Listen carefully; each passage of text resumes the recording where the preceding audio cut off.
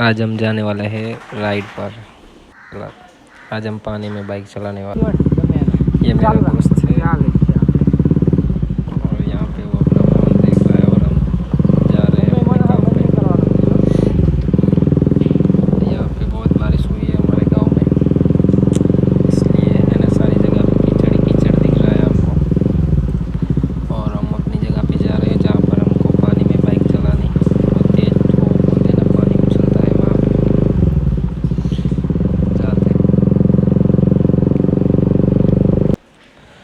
इस जगह पे हम बाइक चलाने वाले हैं बहुत स्पीड में।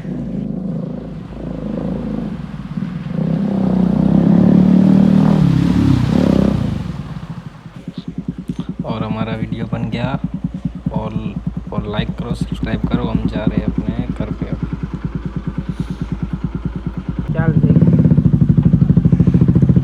वही जगह है जहाँ पर हमने के बाइक चलाई थी, जहाँ पे बहुत सारा पानी भरा रहता है। ये तो नहीं पड़वा नहीं। और ये हमारा गाँव फरियाबाद।